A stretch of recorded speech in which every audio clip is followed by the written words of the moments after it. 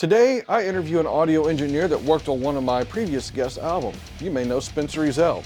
He was my second guest on Discovering the Scene and also a really good friend of mine.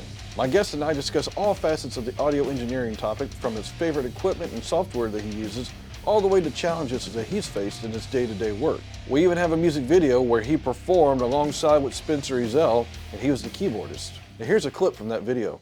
I got my walking shoes on, yeah, and I'm not too far from home, and I don't care who's right or wrong, because I'm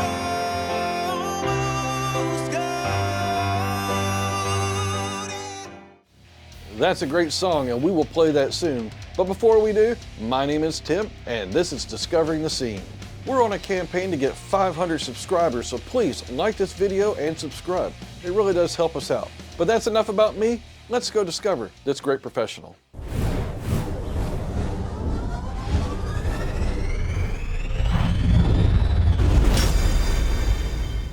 We talk about musicians a lot, but a lot of times you don't get to hear what makes the musician the best sounding. And today I have an audio engineer on board. So, sir, can you please tell us your name and how long you've been doing the engineering side of things? Yeah, for sure. My name is CJ Mohler. I've been doing the engineering side of stuff for, gosh, I don't know now, probably 5 or 6 years. I've been just started just dabbling in it a little bit when I was in high school, early high school, and then I just started getting more into it after I moved over here to Nashville. And like I said, I've been playing instruments my whole life, basically since I was 4. But as far as the engineering goes, it's been about 5 or 6 years. Have you recorded any big artists? I know you probably recorded yourself because you said you're a musician. I see guitars in the background. Yeah. But as far as artists goes, I think probably the biggest artist I've done is a guy by the name of Spencer Ezell. Yeah. I know you've had him on the show before, and I've done a little bit of work for a band on actually Spencer's label over in I think they're in the Philippines. They're a band called Daydream Sparrows. I did a song or two for them, and then there's actually a buddy of mine. Funny enough, he used to play with a band called Funny Money, who had some of the members of the old rock band Kicks. I don't know if you know who they are, but he has another band called Gaston, and I've done a song or two for them. And yeah, like I said, so I've done some work here and there, but probably the most work I've done is for Spencer. Very cool. Yeah. Yes, definitely. Spencer is a very talented person and just a great guy all the way around. Oh yeah, he's incredible. Do you specialize in a particular genre? I wouldn't say I specialize in a particular genre. I definitely have done more rock and hard rock and like not metal per se, but just more of the hard rock side of stuff, especially recently. Um, I've done rap every now and then, which is fun to dabble in. I did some pop stuff at one point, but yeah, definitely mostly rock and soft and hard rock type stuff for sure. Good deal. Have you worked in both the studio and the live session, or just studio? I have. I actually, funny enough, I actually do prefer live, like just going out and playing live, and especially for as far as mixing goes, just because the biggest reason I got into the studio work was I grew up in a small town in Maryland called Boonesboro, and there was nothing there, and I really wanted to do my own stuff, and nobody really. I mean, it's not like Nashville where you can drive like 30 minutes to a studio and get something done. There's nothing out there, so the options were either not do it or do it myself and learn how to do it. And that was just really how it started. Was just like I said, I had that buddy of mine from Gaston. His name's Rob Galpin. He's absolutely incredible, and he just kind of taught me whatever he knew, and he does the production stuff as well. And I just kind of went from there and just started learning how to do it myself. And it turned into what it turned into. Came down here, met Spencer, and rest is history from there. Yeah, man. Just listening to your work on Spencer's recording, it's amazing. Very good work. I appreciate it. Thank you. Yeah, it was that project specifically was incredibly fun to work on because me and him, I know he probably talked to you. We did I'm Fine, How Are You? I think it was earlier in the year last year that ended up winning a Josie Award. And that was a really fun project. We had a really good time doing it, but it was only an EP. And as soon as we finished that project, we were kind of like, okay, that was fun, but we need to do more. And then I think the first song we did on Ringside Seats, this new record, we did Ghost, which was the last song on the record, which is kind of the acoustic song. And I'm like, yeah, that's really fun. It's a really good song. It's obviously the music video is phenomenal. But Yes, it then, is. yeah, and then we went into Believe. And I remember me and him were sitting on a session call doing Believe. And we were, it was when I threw the amps on the guitars and we just kind of looked at each other and we were just like, this is going to be good. And every song we did after that just had that same feeling of this is going to be good. And we got to the end and we were like, this is an incredible album. This is fantastic. So, like I said, I was really happy with the product that we put out for Ringside Seats. The album itself is magical. I've heard it. It's great. And, being able to have you on here, knowing that you were a part of that, a lot of people don't really understand that a audio engineer can make or break the band.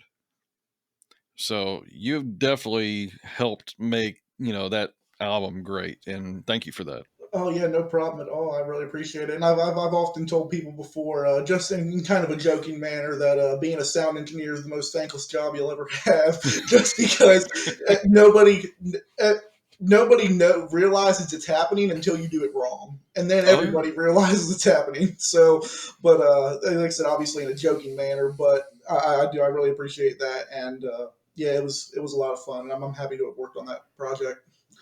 Yeah, man. And for you to be such a young gentleman, how old are you? I'm 21. I turned 22 later in March. Man, you can only go up from here. I mean, if you're already producing that kind of stuff like that, dude, you're gonna knock the doors off of it, man. I appreciate it. Thank you. Those very kind words. Talented people like yourself, that right there is a big thing, and we need more people that's like really laser focused on making the best product that's possible instead of just worrying about the almighty dollar. Right. Yeah. And I've always been. It's always been this thing for me, like especially since moving down here, I'll have an artist come to me and be like, "Yeah, I need this recorded," and I just always struggle with because like you'll go to some of these studios in Nashville and they'll be like, "Oh yeah, $3,000 per song," and I'm just like, I can't. I enjoy doing it too much to be like to be that to be on that far end of the pricing, if you know what I mean. Like No, that. yeah, Yeah, I enjoy doing it for people, and that 9 times out of 10, that's what I tell people is just like I enjoy this. This is obviously I do it for some compensation, but I really just enjoy what I do, and right. yeah, like I said, it's really fun. Heck yeah. Now let's talk about the tools of your trade, sir. What's your favorite DAW? And for people that don't know what DAW is, it's a digital audio workstation. So I use a couple. My favorite is Pro Tools, hands down. Okay. I mean that's what I use. That's what I did Ringside Seats on. It's what I did I'm Fine, How Are You on. Um, like I said, the main reason I got into Pro Tools was because again that guy Rob Galpin, he that's what he used, and I really liked the product he was getting for his mixes, and I was like, well, dude, let me just replicate it. Well, like, what do you use? What plugins? What DAW? Just let me just replicate it, and that was how I got into using Pro Tools, and yeah, I've been an avid user ever since then, if you will. Yeah. But yeah, I love it, and I also use a little bit of Logic Pro, which is Apple's digital audio workstation, just because the interface it really depends on what I'm doing. So, for example, like mixing and mastering, I will Pro Tools, if I'm recording and tracking an artist, I typically like doing it in Logic just because the user interface is a little bit easier for me, at least. Yeah. Now, for me personally, I'm not really what I would call an engineer, but I've learned just enough to be able to like jot down some ideas when I do get in that creative spirit like that, or when I have the time to be in that creative spirit. Because Right. this project right here definitely absorbs a lot of myself. So, and I enjoy every second of it. But uh, I use Reaper, and it's been phenomenal, and it's cheap. It's there's a lot of end user support on that. It and they actually listen. If you ever have a issue, you can just call them up. They'll be like, "Yep, we'll fix it." And literally, sometimes within the next day or three, it's going to be like fixed. There's going to be an update if they find it to be that big of a bug. Yeah, I've used Reaper before. Like I say, I mean, I've had a little bit of experience with most of the DAWs, like Studio One, FL Studio, Reaper. But yeah, like I said, I've used Reaper before too, and I haven't really had a problem with Reaper. It ended up, I think I can't remember what ended up. I used to use Studio One for a while, and I can't remember what kind of steered me away from Studio One. Like I said, I think it was just more or less that connection I had with Rob that I just wanted to go ahead and just kind of replicate his product. And but yeah, like I said, Reaper is a great tool. They're all and they're and that's one thing I always try to tell people when they're asking me for advice on DAWs is they're all kind of the same thing with their own different like with their own different tools in them, and Hmm. but like you're still going to kind of get the same product. Yeah, It's just a matter of how you use them. right. It really depends on what your preference is. I mean, I've used Studio One. I will echo what you said. This is nothing to knock the product, okay? And by the way, I want to put this out there for YouTube purposes. This is not a promotional video for any of these products, but just using Studio One, it works best if you use their uh, mixing boards and such like that. Right. But I've had some technical issues in the past with Studio One, so that has been like the biggest thing that drove me away from it. So, I don't want to like steer anybody away from using it, but you got to remember too, I am not one of these people that spends a lot of time and dialing in. So it could have been user errors. I'll admit that it could be. But for me personally, I just prefer something stupid simple because I'm just a guitarist, man. Just a guitarist. Yeah, and So, that's yeah, like I said on that front, it's just it really is all preference, and for anybody who's wanting to get into that space, man, just kind of do your research on one, pick one, and just play around with it. Go in there, click stuff around, mess stuff up. Don't be afraid to, because that was what I had to do. Just go in there, click around, and see what you can come up with. See what works and what doesn't. So absolutely. Do you have a favorite microphone for recording vocals? you see, man, I've got one microphone that I use for most of my vocals. I've got it over here. I don't. I'm not even really 100% sure of what it is. It's a VXE. I and I got it from a guy I used to go to church with. He didn't really have any use for it, but I loved the color of it. I will tell you though, on the note of microphones, it's kind of funny.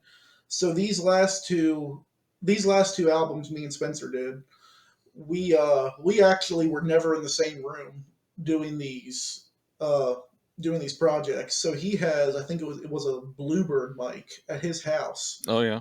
Hmm. and he would just track everything and then send it over to me, and then I would mix and master it and do all that stuff. So I think that's kind of a cool thing that most people don't know is that we never were actually in the same room doing these projects at all, like not even Wow. once. And so yeah, like I said, I mean, as far as microphones go,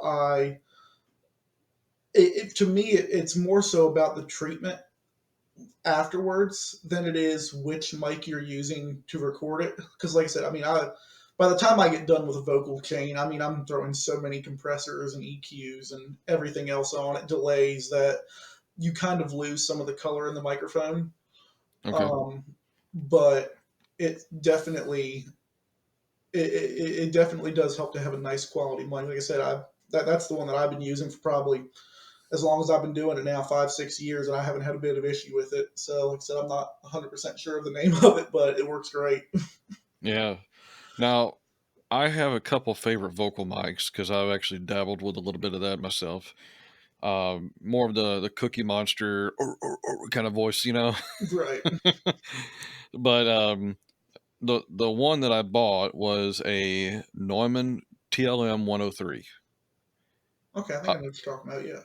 it's a fantastic little microphone. Now it's a little pricey because you got the Neumann name on it, but it's phenomenal. And another one that's kind of a sleeper. It's a Chinese microphone, but it's the name Donner, Donner. and Okay. Yeah. it is a fantastic little microphone. It says it's a DC 87, so they're trying to knock off the Neumann a little bit. Right. But for $100, dude, that microphone is amazing.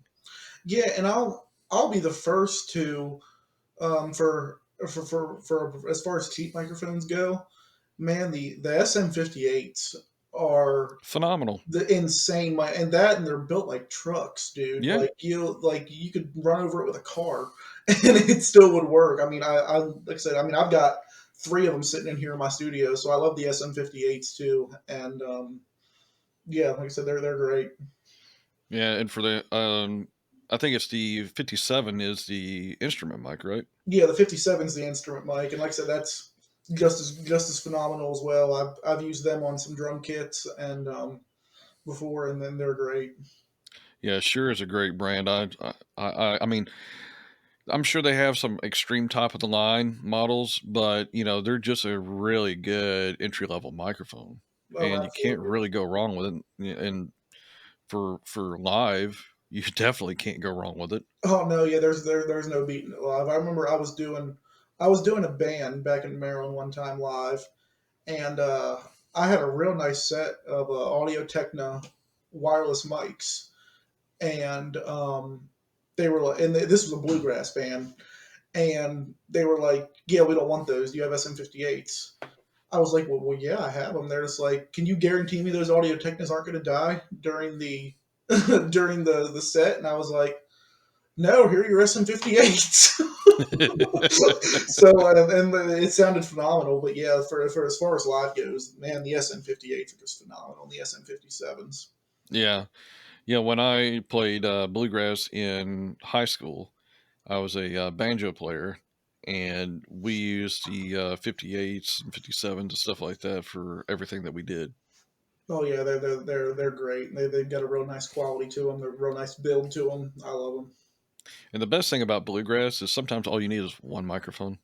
Oh yeah, if you can get the guys around in a circle and just kind of have the microphone just kind of in a central position up high, it really does. You can bring out a lot of the clarity in all the aspects as far as the instruments and voices go.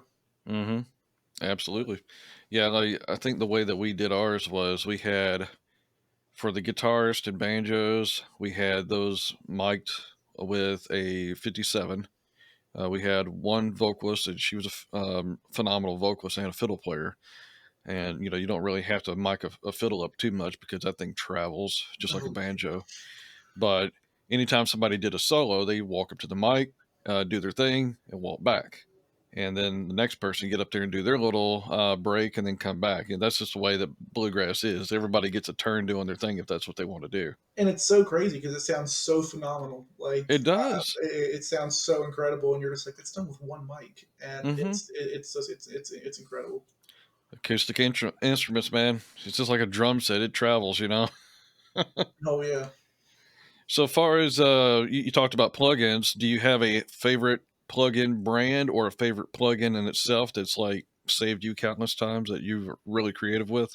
Oh my gosh, I could go on for days. Because I mean, plug-in. So I don't. Just to give you a little inside look to my studio, I don't really have any physical hardware outside of my audio interface, my monitors, and my mics and headphones. I don't really use any like physical compressors or physical EQs or anything like that. As far as plugins go, I don't know if you ever heard of a guy. His name is Chris Lord Alge. I and think so. he's done work for bands like Green Day, and I think he's done My Chemical Romance, Okay. he's done a lot of those types of, and he's got great plugins through a company called Waves. Waves. And yeah, and they've got a subscription based program now that I'm subscribed to, and man, I absolutely love it. It's like it's relatively cheap. I think it's like 20, 25 bucks a month. um, it works really well. There's tons of plugins, and but anything by Chris Lord Alge, his compressors, he's got vocal plugins, guitars, basses, drums, just anything by him is incredible. It is definitely a lifesaver. Um, along see so again, I keep talking about Spencer a lot, but back on Spencer's stuff. So all of the drums on that project are stock are MIDI drums. Those are not actual in-house drums. And I used a plugin called Steven Slate Drums on Yeah. those, and it's just absolutely incredible. You get so, especially when you're not when you're looking for an alternative to not have to go spend $1,000 to go track drums, or you don't have the space, like I mean, my room's not very big here to track the drums, you gain all the control you would gain from having a real kit, but I can do it all on my computer, Yeah. and it's real nice. So yeah, like I said, there's I could go on for days about plugins, but those are probably the biggest ones that are most intricate or integral what I uh, to what I do with most of the work that I do. I have a I have like a running gag on this show where I'm always picking on drummers, and I know one of these days I'm just gonna get ganged up on them by them. You know, it's just gonna be terrible. I'm just gonna get whipped, and rightfully so. But one of the things I always joke with drummers about is like easy drummer. It's all the drummer you need with none of the lip. Man, Ugh.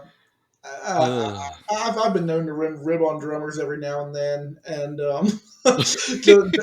just poking fun, Yeah, and that'll be one of my first things. Is like, hey, dude, I got software in my computer right.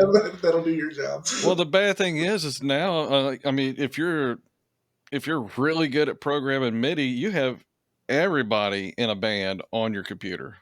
Oh So yeah, nobody's safe. it's crazy too, because like again, I'll go back. I know I keep going back to Spencer stuff, but I've done so much work for him in the past 2 years or so. Dude, this your show. You can talk about whoever you want, and I But like Spencer too, so it's okay. yeah, and but we like for the song Ghost that we did, all of those strings are MIDI strings, Yeah, and we went and programmed all those, and and yeah, like I said, I mean, as far as the instruments go, like bass, guitar, keys. I mean, he played most of that, all of that.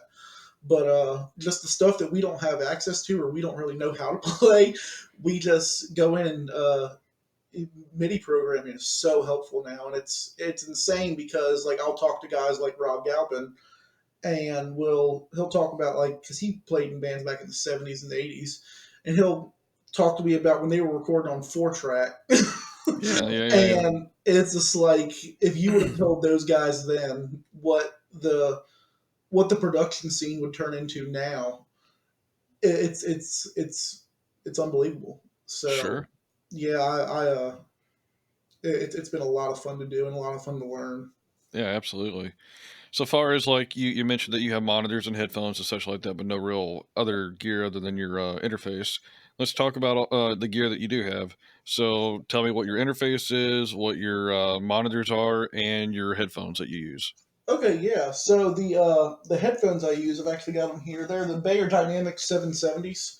Um, love these headphones. They're fantastic. So what do they do for you exactly that other like cheaper headphones won't do? Man, I'll tell you the biggest thing, which it sounds minute, but when you're in the studio for hours, it really does. They're really comfortable. Hey, you know what? And That matters. If you're dealing with it, you don't want your ears sweating and all that stuff. yeah, so that's the first thing is they're really comfortable. Um, the second thing is it's kind of a blessing and a curse because anything in these headphones sounds really good. So if even if you've got a bad mix, it'll sound pretty good. But it's really it makes it really nice to track just because you don't have to worry about it sounding bad whenever you're tracking your guitars or your vocals or whatever. Hmm. But yeah, just a really nice set of headphones, especially for the price point. They're not insanely expensive, and that's always been my biggest thing. Just because I mean, I'm young, I don't have a ton of money, but and I'm old and I don't have a ton of money. yeah, so I was like, yeah, I don't have a ton of money, so my biggest thing was what the biggest bang for my buck, and I had used those Bayer Dynamics oddly enough at Rob's house, and I was like, man, these are great headphones, I love them, and went and got them. As far as my speakers go, they are Sterling. I couldn't remember the name of them. Yeah, they're Sterling. I got them from Guitar Center probably 2 years ago. Um, they're like I say again, they're pretty cheap speakers, but they do the job great. And I'll say my biggest thing about these speakers is they are really responsive to bass and low mids. Hmm. So you don't end up with a lot of those muddy mixes like you know the old tale of you make your mix, then you go put it in your car and it sounds like you did it in a underwater. Yeah. And you really eliminate a lot of that with these speakers because they're so responsive in the low mids that if it starts to get into that realm, you'll hear it in your studio before you take it out, and you can kind of just roll those low mids and stuff back. Um, as far as audio interfaces go, I've kind of been through a couple of them. I used to use the PreSonus Audio Box i2, which that was the first. I think my dad bought me that one when I was in like sixth grade. Hmm. Which, by the way, quick shout out to my mom and dad, man. They've been so instrumental in everything as far as me production wise. I mean, anytime I needed anything growing up, they would be there to help me out, drive me play. I can't tell how many lessons they drove me to. I mean, it's been absolutely insane. So I wanted to make sure I give them a quick shout out real quick. Yeah, But my parents are definitely instrumental with my support and just upbringing and all that right there. They were great people. Uh, my father's still around, and he talks all about the old days of me playing music live, and I mean it's not too old, but it's been at least 10 years since I've been, or more, since I've been live. So you know I have this right here as an outlet, and that's really good. It does help to talk to musicians and live vicariously through them and such. oh yeah, and it's really cool because I've always told them like they don't really understand what I do as far as the production, just because they're not engineers, so they don't Right. really understand what it is. But man, they are just so proud of it. Like whenever I put out anything with Spencer or whatever, it's all over their Facebook. So That's it's awesome. it's just one of those things that's super cool where it's like, yeah, I know you don't get it, but at least you're excited about it whenever the stuff comes out. and Hey, and it's really neat. But yeah, that was a little off topic. But no, it's good. back to my audio interface. I had the i2 that I used for a little bit, and that was nice. It's a good starter interface. Then I ended up going to it was the Focusrite Scarlett 8i6 I used for a little bit just because I needed some more outputs because I started using my audio interface for live mixes, and I needed a couple more outputs. And then here recently, I was going to be doing, I did do some work for Generation Down, which is the band Spencer's a lead singer for. Hmm. I did some work. We were tracking some drums for them, and I didn't have an interface big enough, so I went out and got this Scarlett 18i20. So it's got 18 inputs and 20 outputs on it. So it's a bit overkill for the classic studio setup. Like there's really not much in a classic studio where you need 18 inputs unless you're doing a drum kit, and then Right. you really would. Um, but yeah, like I said, I've typically anything Focusrite or Scarlett does, I absolutely love. They've got great products, great um, as far as their software goes, their software is second to none. Yeah, they're fantastic. I'm a real big fan of the Motu products. Okay, I yeah, had a Motu M4, and I currently now have a M6, and it's been pretty good. yeah, those are fantastic. I've used them before, and they're really nice. You mentioned something that I want to talk about. You're talking about like the low end and the heavier mids and stuff, like leaving you with a muddy mix. So how do you balance that low end? And like for me, I'm a heavy musician. I love heavy music. Like the heavier the better. Right. So for example, how do you make guitars, bass, drums, all of that sound really heavy in the mix without over mudding it up? Man, it's really song dependent. I mean, it's obviously I know this is not a great answer, but you got to have an ear for it, No, and it's true. um, and typically my first go to is if I'm getting a mix that's kind of muddy, and I'm not typically my first go to is get some EQ in there, try to roll.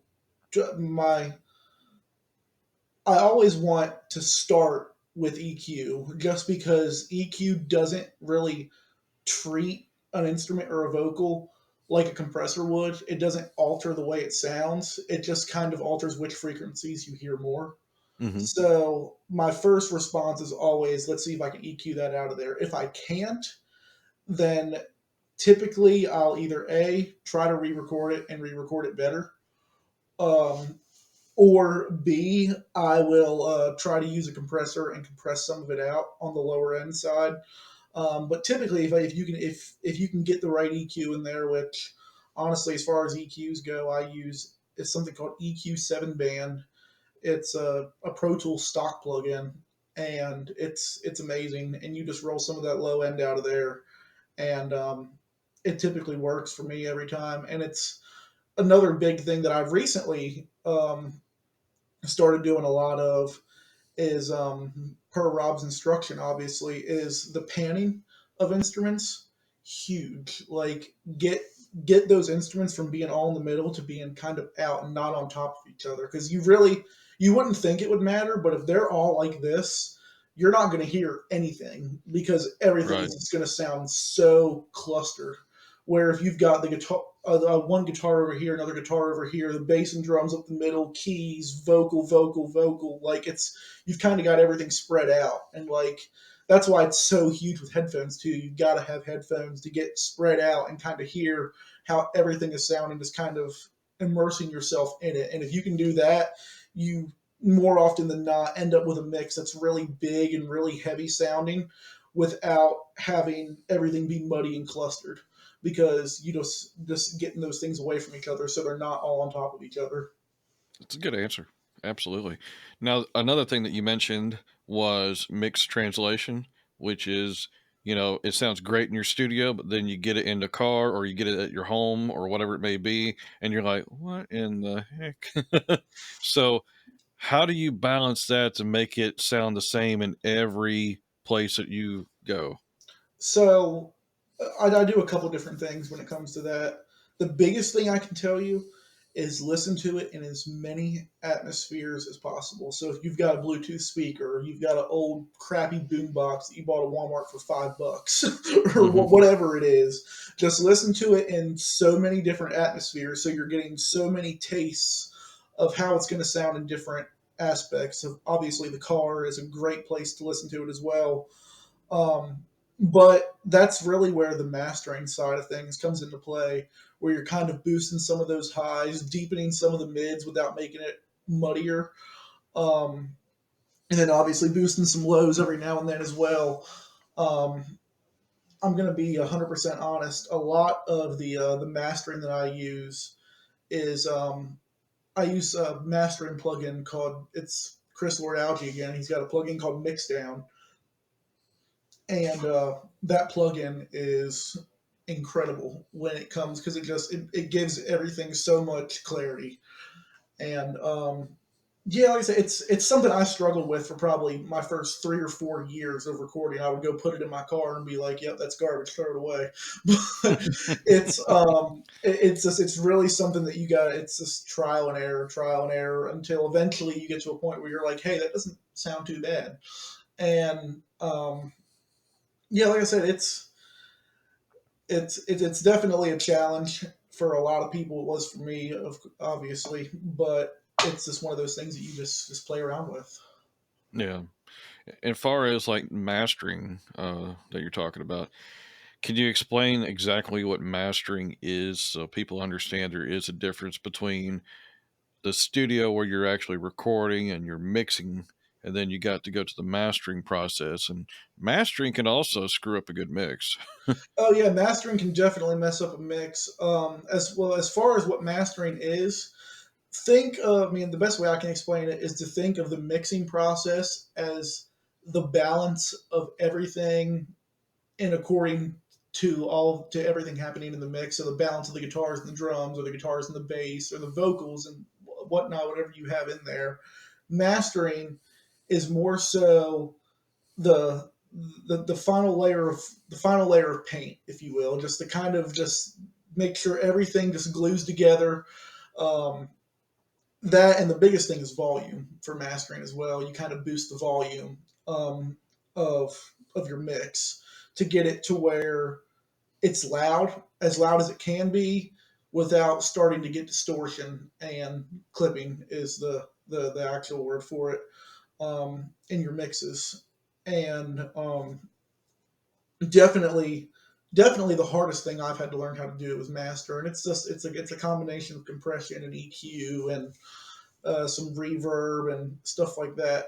And I'll be totally honest, a plugin that I've used for it is a plugin by that Waves group called GW Mix Centric, Okay. and they've got a preset on there called Fairy Dust, I think it is, and it makes it, the word me and Rob used for it is a sweetener, just because it makes everything so, it just makes it so bright, and just, it's like, almost like you can't really tell what it does, but you listen to it and you're like, that sounds way better.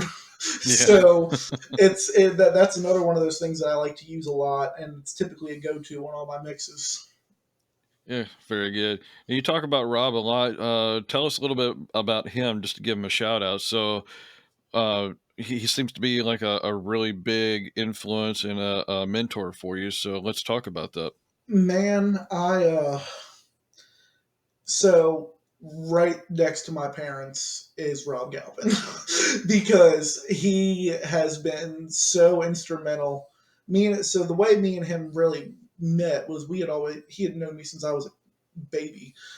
We had went to the same church together, and they had a praise team there, and I wanted to play in their praise team. And he always tells this story, but the first time we met, I walked up to him, had my acoustic guitar, and was like, "Hey, here, watch me play it." And um, so yeah, and then we kind of just met through that, and man, the rest is history. We do so much work together. We've played several concerts together. We've wrote some stuff together. We've recorded a lot of stuff together.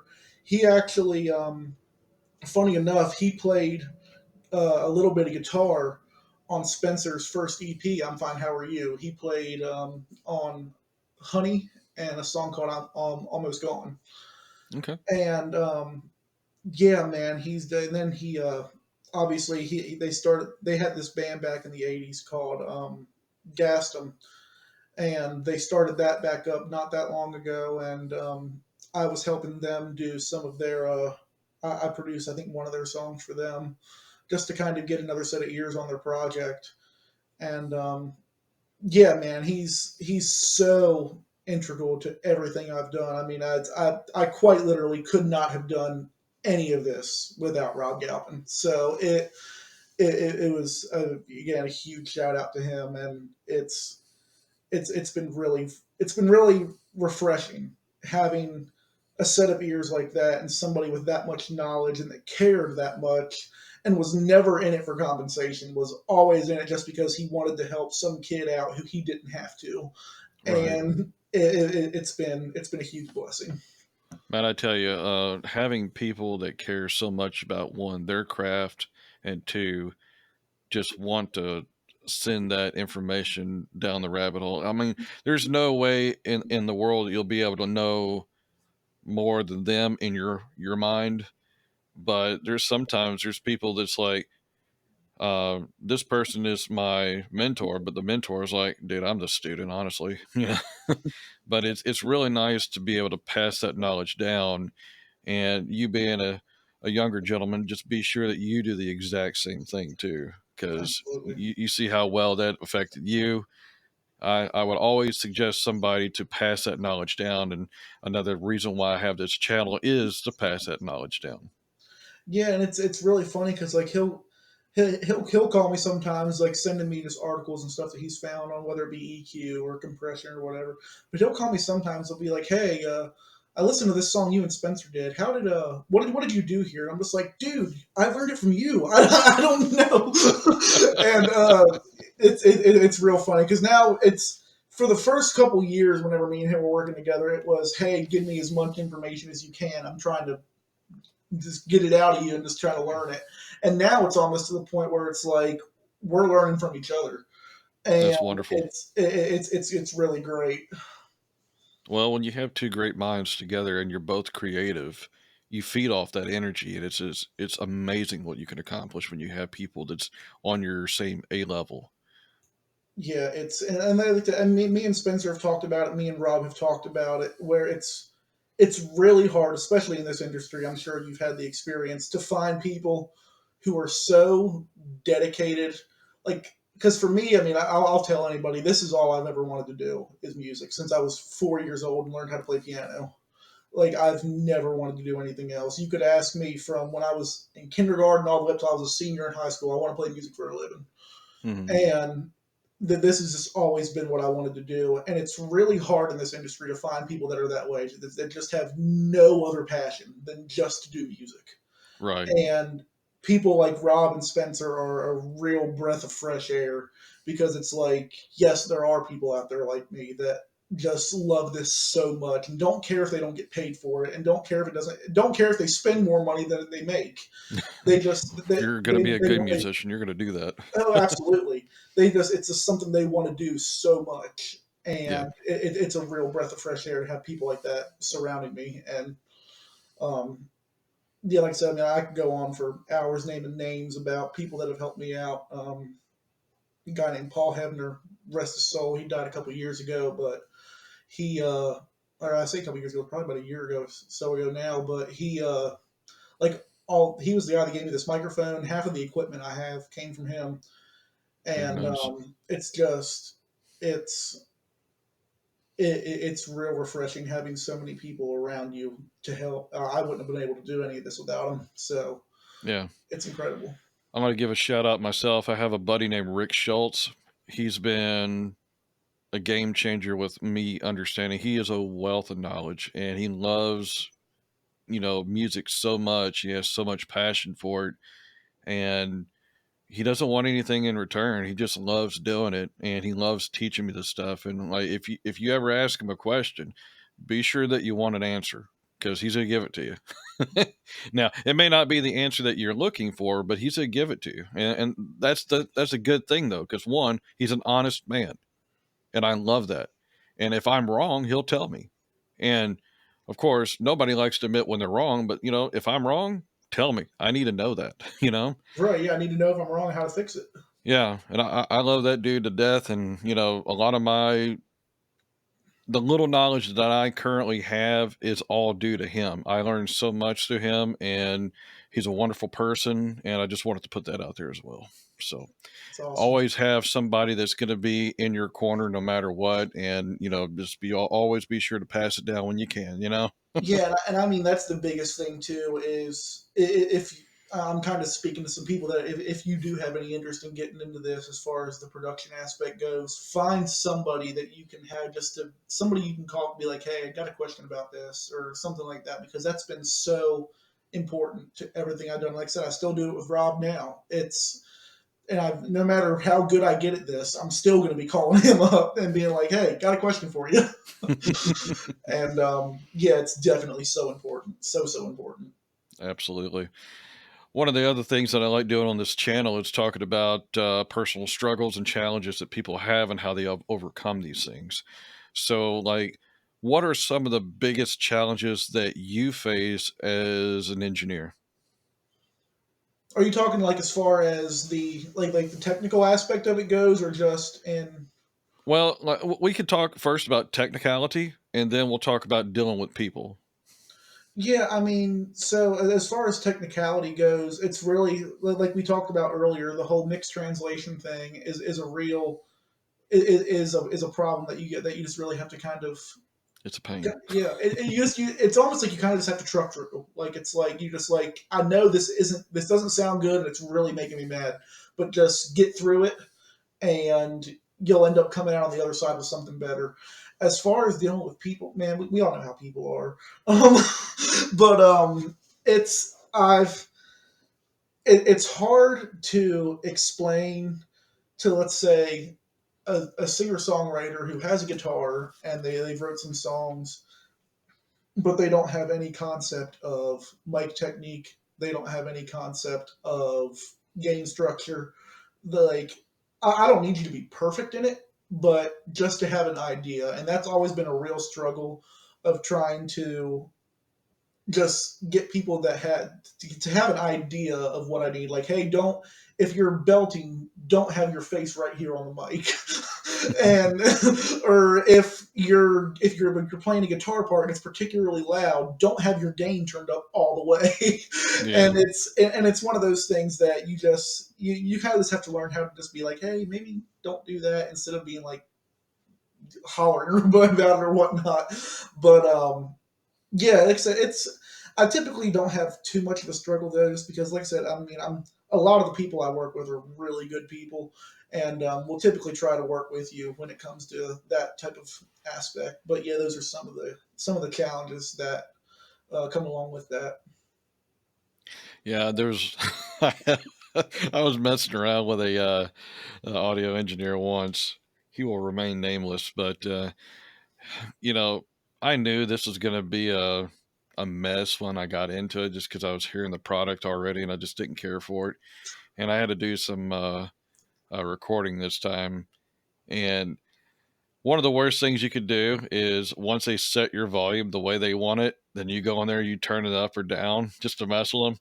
Oh, you want to see somebody lose their mind. I've done it. It's crazy, dude. There was this one dude, and he come in there and set the audio. As soon as he left, I turned it up a little bit, and he went to sit down. He was all right to play a little bit. Blah blah blah. It was just too loud. And when he came back in, I turned it back to where it was. And then he come in and looked at it. He's like, I don't understand. Can you play something right now? Yeah, sure. So he moved the mic around and he got back in there and sat down, and everything was like too low because he turned it down. I just left it alone. So I was giving that guy some gray hair. Yeah, funny enough, I've actually done, in all seriousness, I've done that live where I'll be playing and I'll like, especially because when it comes to live, I'm a keyboard player more than I am anything else. I wish I was a guitar player more, but I'm a keyboard player because nobody Hmm. has keyboard players. Hey man, But it's a talent that we need. You throw a rock, you hit a guitarist these days, you know? right, so yeah, but a lot of sound engineers really don't want the keyboard that loud. They want to hear the guitars or the bass. And what I did at one day, for some particular reason, I was fed up with it that day, and I turned my volume down to like halfway and let the sound engineer mix it how we wanted it with halfway. And then as soon as we ended rehearsal, I just Crank. threw that volume up. I'm like, you're gonna hear me. You're gonna hear me. Yeah, I mean, there was one time I was listening to this one guy that he was trying to mix this band. They had an electronic drum kit up on stage, and I'm like, you can't hear the drums. Everything else is like quiet, like as far as drums is concerned. Like, so turn up the drum set. I mean, it's not that bad. Just turn it up. Everything else is drowning them out.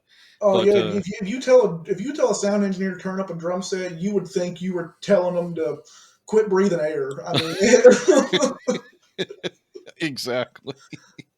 I mean, you got to think too, from their standpoint, it probably sounds good, but like on stage, you know, it's always a constant struggle when you don't have an ear mix that's really good, or if you're just depending on like the house speakers. Man, it's just, there's so many places that you go into. You just, I mean, the sound check may sound great, but then when you're actually live, it's just what happened, you know? Oh yeah, for sure. It's like, dude, did you write any of this down, or is there not a setting in that right there? Come on, help me out, Now, man. do you not have a preset for that? Right. So here's the other question for you, as far as like challenges, and I actually got a couple more for challenges. Artists seem to struggle with the dreaded click track. Have you ever had anyone do that? I have had a lot of artists not want to do it, especially live.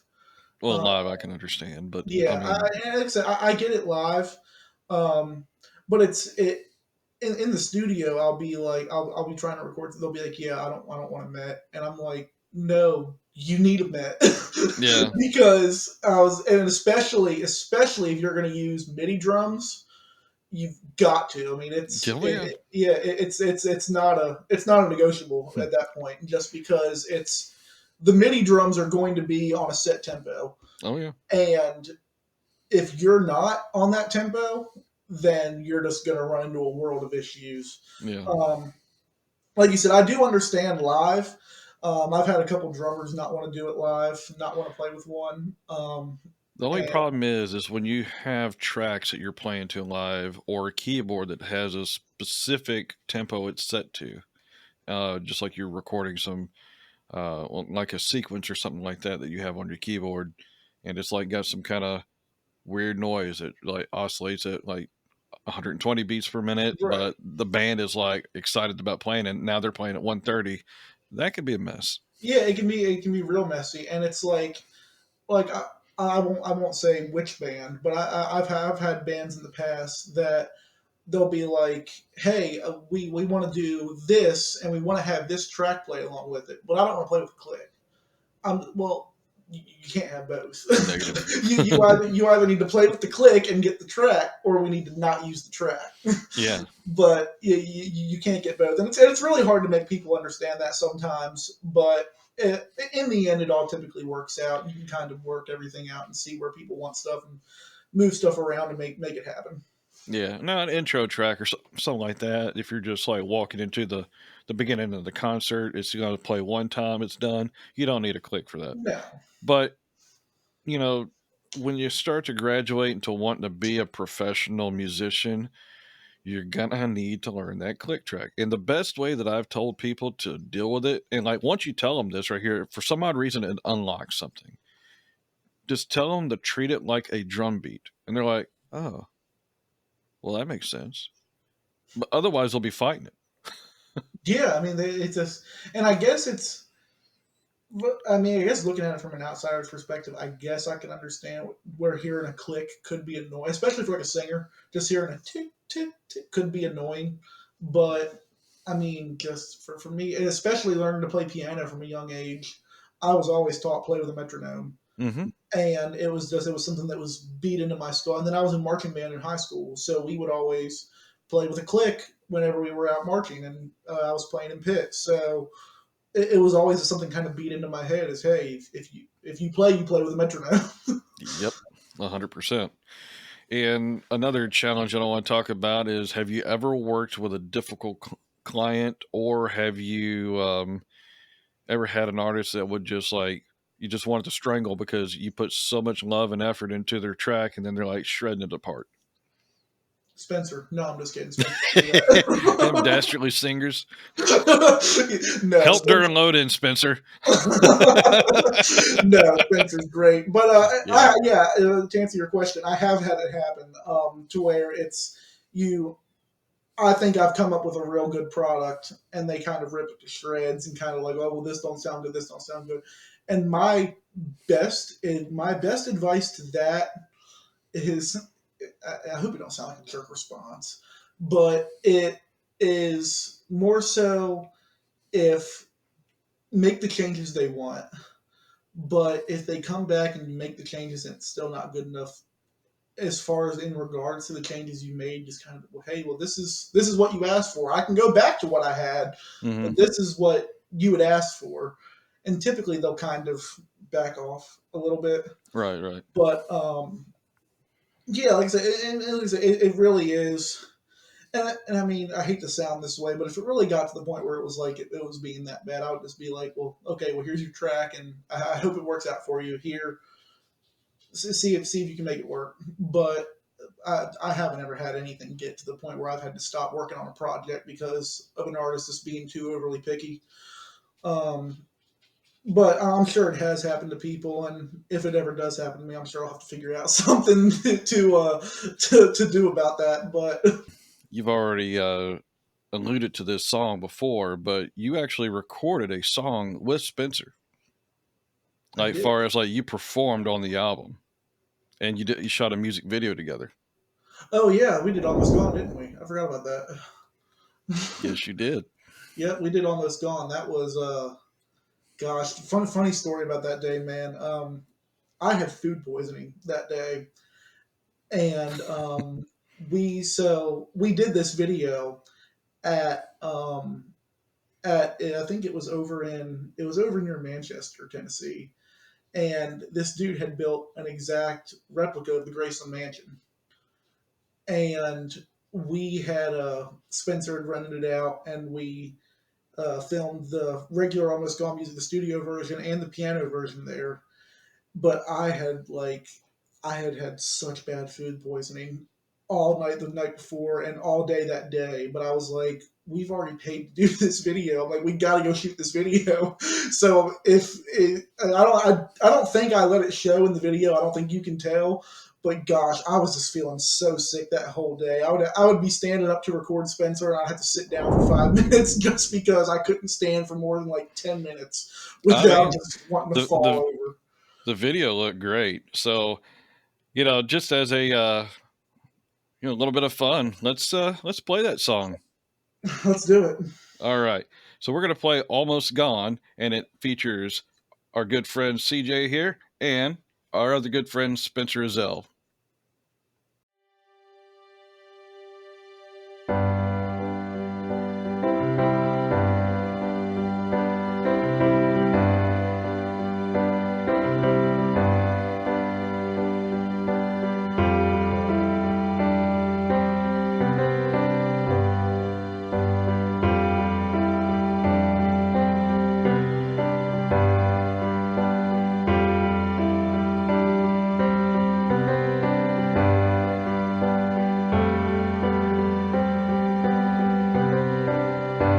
Well, I got my story, and you got yours, and I can't hear your side no more. And you got your reasons, but you won't hear mine, so none of yours are worth my time. I got my walking shoes on, and I'm not too far from home. I don't care who's right or wrong, 'cause I'm almost gone.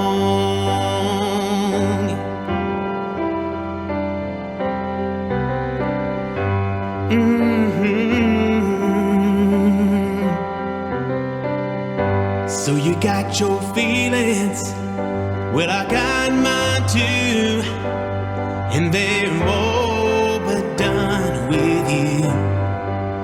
So reach down deep and find some sympathy before you say so long to me. Hey, I got my walking shoes on, and I'm not too far from home. I don't care who's right or wrong.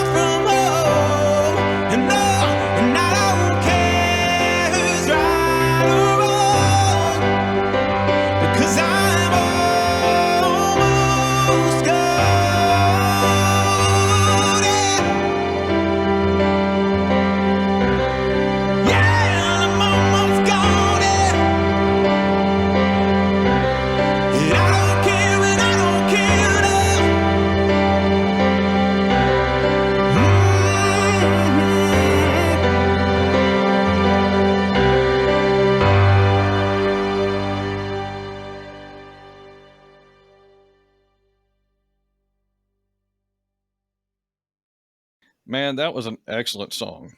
Yeah, it was. That was honestly probably, we keep talking about struggles.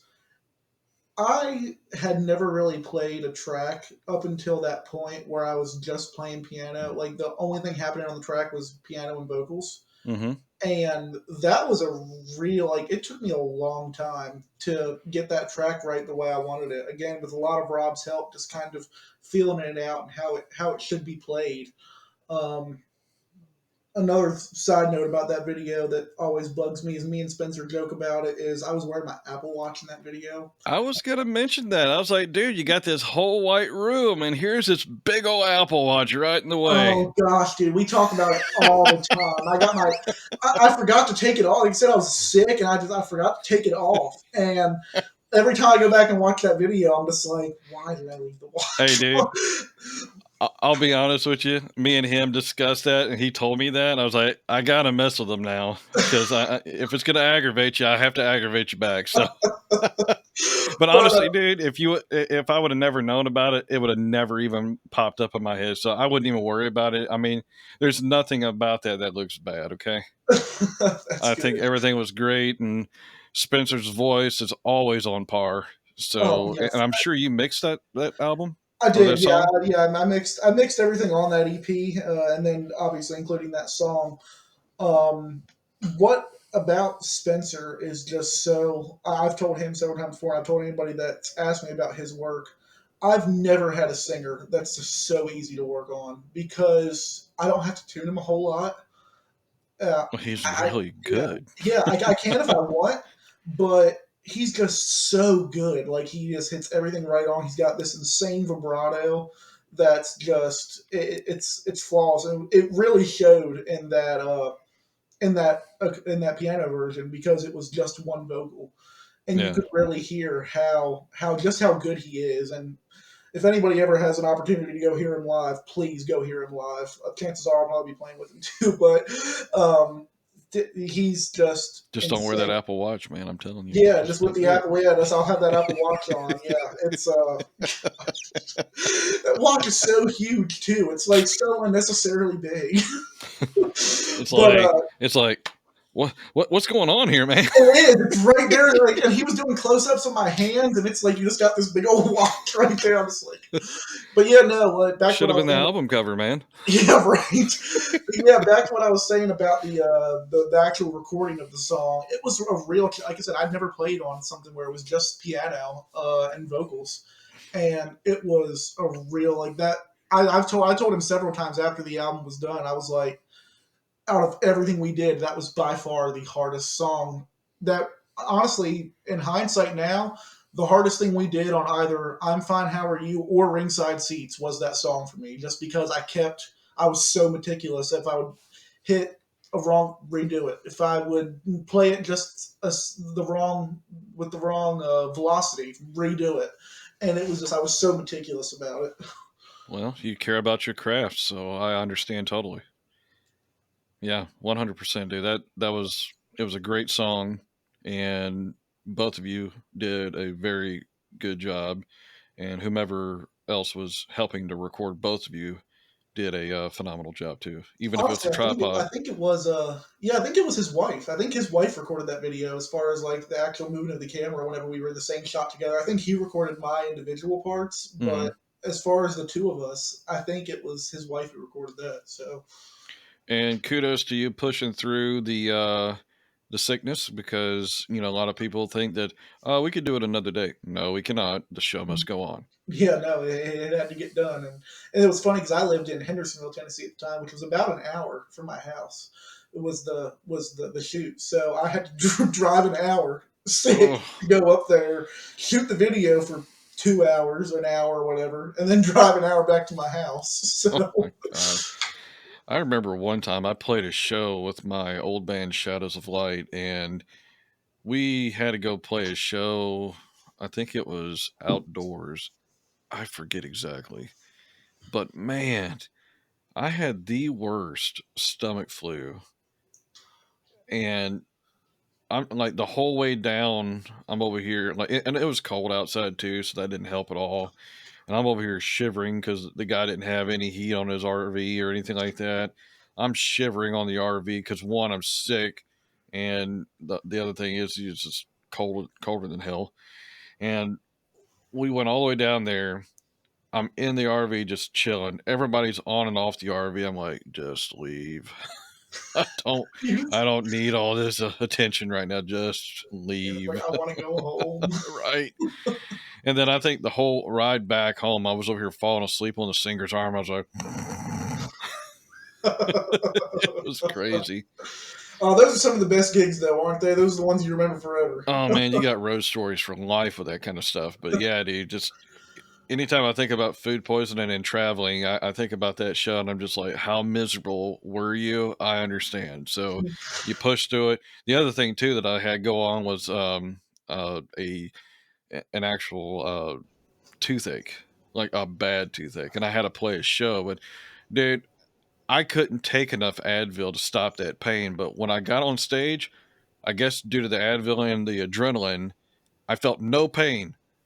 And then I got off stage, and then the pain came back. I was like, I hate toothaches so bad. And then, like recently, on one of these interviews, I had another tooth that was going rancid, and just it was just throbbing. And I had to take, antibiotics for it, and it hadn't kicked in yet. And no amount of help would, from pain meds was gonna fix that problem. So I had to just power through it, and I was just like, I'm a zombie. It was terrible, dude. Yeah, that's awful. But yeah, like I said, I mean, sometimes it's just you don't have a choice. Just got to keep going. That's right. All right, so it's that time in the interview. I like to ask some fun questions just to kind of lighten the mood after such a quote unquote serious interview. But I think this has been a great interview so far. I had a lot of fun with it so far. But we're just going to ask a few more fun questions. How about that? Already sounds great. All right. So if money was no object, what would your dream studio look like?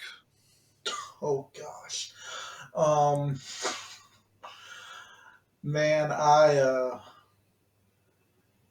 there's quite honestly, I know this is a terrible answer, but there is no telling. I would have every piece of gear you could imagine, every guitar you could imagine, every keyboard. I mean, every mic. I mean, they're really. If money was no object, there is no telling what what I would have set up in that studio. It would get to be a ridiculous point. My wife is already. We just moved into this house recently, and we were loading in all my stuff, and we actually had to have an assembly line up the steps to get all of my gear into the house because there was just so much of it. And she was like, "You need to get rid of stuff." I was like, "No, I need to get more." You don't understand, woman. Yeah, I was I like, "No, need stuff. I don't have nearly enough. This is nowhere near enough." It's like, how many guitars is too many? Shut up is the answer. Yeah, yeah. I heard a real quick side note. I heard a guy one time, he told me a funny joke. He was like, his wife said, if you sold all your guitars, we would have more time to spend together and have some more money. And the guy's like, well, you're starting to sound like my ex-wife. And the woman goes, I didn't know you were married before. He said I wasn't. Yeah, that's a quick way for me to get a divorce. 100%. It's like, you need to sell your equipment. And my ex-girlfriend said the same thing. My ex-wife said the same thing. I didn't know you were Yep. married before. Me either. Me neither. I wasn't. Yeah, I'll tell you, dude. It's just, yeah. Don't monkey with my equipment. Don't sell it. Don't threaten me to sell it. That's my stuff. I need my stuff. I might not need it right now, but I might need it down the road. That's what I keep telling her, but it don't work. Yeah. Bad. Yeah, no, which again, quick shout out to my wife. She's been a trooper through me spending so many hours with Spencer on calls, mixing stuff, and it's just it takes a strong person to put up with me and put up with just the amount of work that I do when music goes. So quick shout out to her.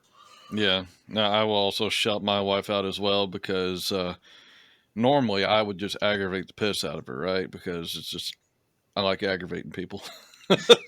It's a sport now. Right. So like I think I've conditioned her enough where if I aggravate her enough, she's okay with me leaving her alone. she's like, go away. So yeah, so she's been there through me through the ups and downs, and 100% she's put up with my antics for long enough, and I'm just proud that she still likes to stay with me. So both of our crazies meet, so we're all right. So That's awesome. so another fun question is, what would be a dream artist or dream band for you to record? Man, that's tough. There's a lot of bands I really like, just the way they sound. Green Day is one that I really like. Linkin Park is another great band.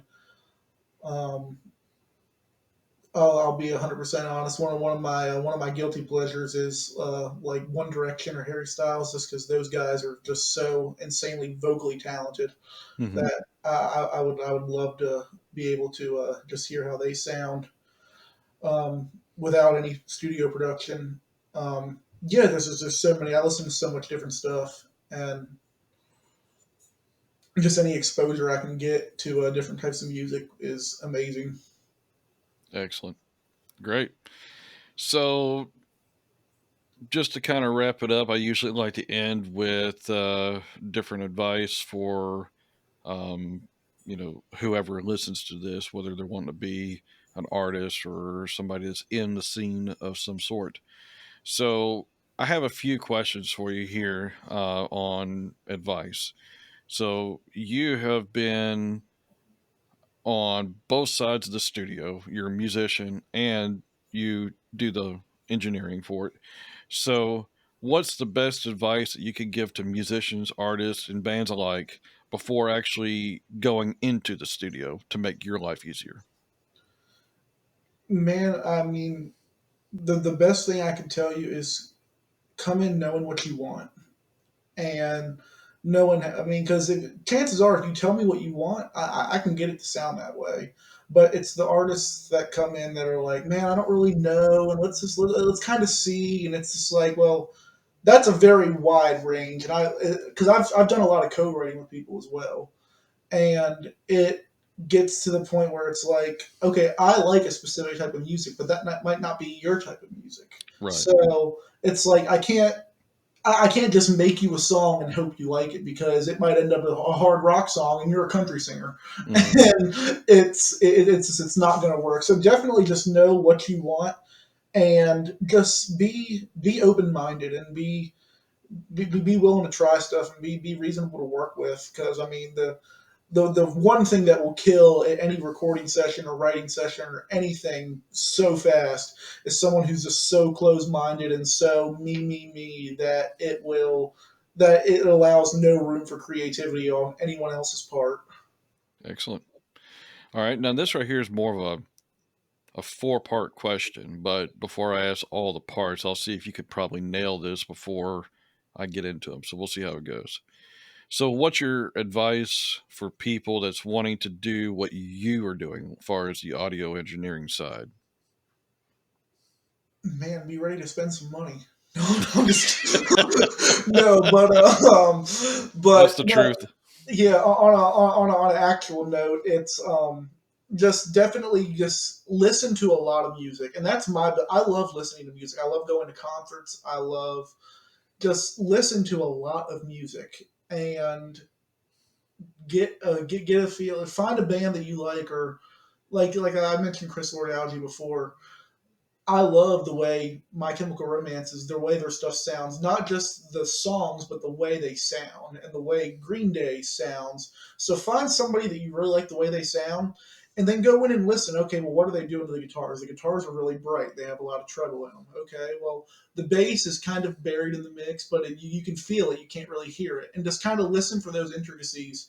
And whenever you start to develop that ear, you start to move into a space where you can almost replicate it. Like, go, okay, well, if I can hear what they're doing here, I can make it here. Hmm. And it's yeah, and then obviously you definitely do need to have some gear to be able to do it, but it's so worth it if you're really going to invest the time into developing your ear and learning how to do it. Okay. So, one of the parts of the question, you definitely nailed the actual part of the technicality side. So what's some of the mindsets you need to do what you do? Because I know patience is a virtue, and also it needs to have a specific attitude when working with people. So if you could go with that. Yeah, I mean, you nailed it with patience, because patience on so many different fronts when it comes to mixing and mastering is so important. When it comes to your mixes not sounding the way you want them to and you can't figure it out, you got to have patience. You've got an artist who is so picky that you can't see straight, you got to have patience. It's on so, or you realize that even from an indie producer standpoint, I need this piece of gear, but I just don't got the money for it right now. Patience. I mean, it's so important to be able to have patience and just wait for what you do, and something good will come out of it. You're going to have something great come out of it eventually. You just got to be able to have enough patience to wait and develop it the way you want it to be developed, and don't settle for anything less than what you think is good. If you've made it and you're like, well, yeah, this is okay, well then it's not good enough. I mean, you need to, if you're not happy with your product, no one else is going to be. That's true. And that was my motto going into Ringside Seats, was if I don't like this album, if I don't enjoy getting in my car and putting on this album and listening to it front to back, I don't expect anybody else to. And not toot my own horn or anything, but I think we developed a really good album that way by having that mindset for both Spencer and myself of this. We need to enjoy this before anybody else, and then if we enjoy it, other people will enjoy it too. I like it. Cool.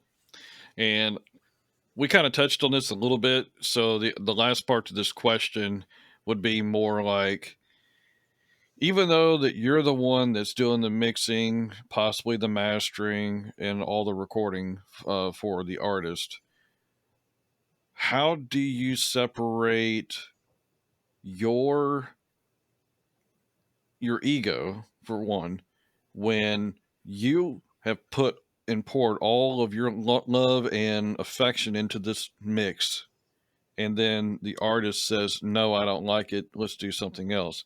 how how would you tell people the best way to handle that issue? Because I understand from my perspective, from jobs that I've worked on, I've had to not put as much love and affection into it because it's not mine that I have to live with. It's the person, it's the customer. Right, and that's been my, and I mean, you could ask excuse me, Spencer. We we've had several conversations about it when we're like, because we use Lander sessions, like it's kind of like a Zoom call, but he can like look at my DAW and hear what I'm hearing in my studio, and we do that virtually. But he'll make a suggestion. He'll be like, "Is that okay with you?" And that my first thing will be, "Dude, it's your song. It's not mine." And that's the best way that I can tell somebody who is struggling with that would be just remember that it's not your piece of work, it's their piece of work. You're doing the work for them. Now, on the flip side of that, it's important to also do your own stuff so you can have your own creative freedom to do what you need to do. Thankfully, when working with Spencer, me and him are almost like a team at that point, to where it's our both of our creative efforts, and obviously more so his, because he writes the songs and plays the instruments and sings it. But it's when it comes to production decisions, it's both of us together. But in a circumstance where you have an artist telling you what to do, just kind of, and it's all their decisions, just kind of got to remember this. It's not my piece of work. Right. It's theirs. Absolutely. Well, I think that right there is a wrap for this. So, do you offer your services? Yeah, I do. Honestly, the best way to probably get in touch with me is either through Facebook, or you could go to Avalon Street Records. I'm the VP of production, is I think that's what it's called, for a record label that Spencer founded. And you can go to that website and I believe there should be a link to get in contact with me there. I'll have to double check with him. But yeah, Facebook, through the website, reach out to Spencer. I know his stuff's on there. And yeah, I'm definitely looking for people to start working with and just see what artists are out there. All right. So that's pretty much it for me, man. Thank you so much for your time, and thank you for one, working with Spencer and producing such great music, and thank you for all of your wisdom. I really appreciate it. Yeah, thank you so much. I enjoyed being on here. This is fantastic. So thank you for the show and everything that you're doing as well. This is absolutely incredible. I felt that this right here was an awesome interview. We had a great time, and it was good to know what engineers actually look for in bands so we could better prepare ourselves before hitting that studio. Now, throughout this video, we joked a bit about our mutual friend Spencer Ezell, and if you want to catch up on some of those insider jokes, I'll include that video at the end screen. Now, if you've experienced the studio, comment down below. Let me know who recorded you. Was it a positive or negative experience? What album did you record? Give me all the info. We may even have you on Discovering the Scene in the future. Now, I know you probably wasn't expecting a video so early from me this week, but don't forget I have another one coming out this Friday. I'm starting to get really busy discovering so many scenes, and it's been a lot of fun. And if you found value in today's video, please like and subscribe. With your support, we can finally get that keyboardist to pre-program all of his parts. That way, we don't waste all that precious time and money in the studio. And until next time, remember, the music scene starts with you.